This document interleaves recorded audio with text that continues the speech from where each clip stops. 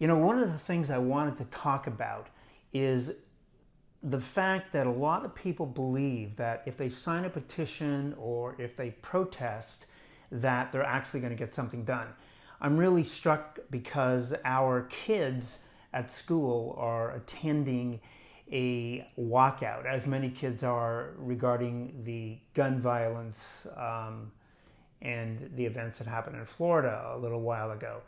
And what's interesting is you can have a lot of people walk out, get together, protest, hold signs in solidarity, and hope that that's really going to make a difference. But the interesting thing is that unless it's picked up by the media, and then which can happen. So here's what happens.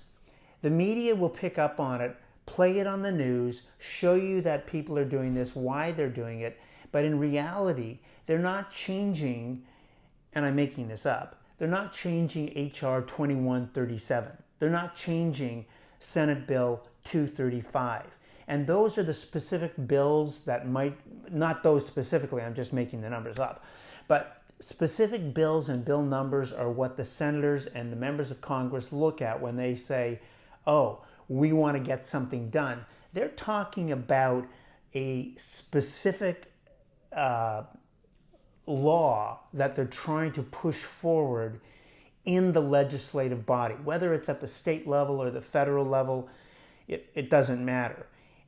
I mean, that's one part of it. So it's on the legislative side, you have that. And on the second part of this is, you know, the enforcement part. Like, did the authorities actually follow the laws and get stuff done? And often that doesn't happen either.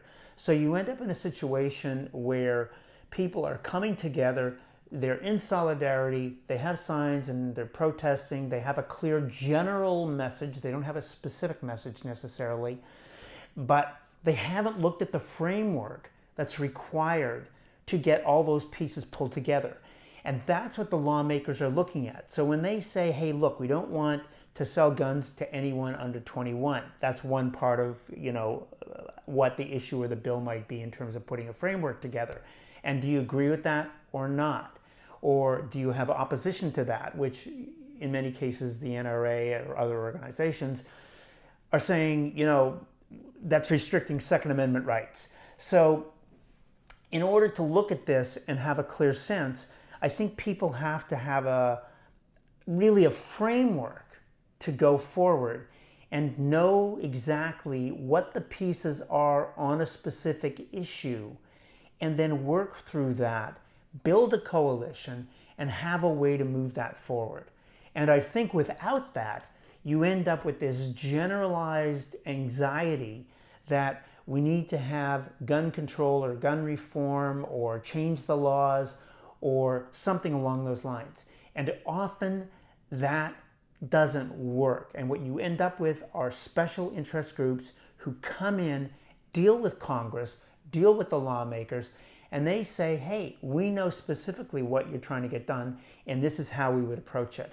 So that's really a message to folks who are spending their time and energy getting on buses, flying, demonstrating, protesting, signing petitions.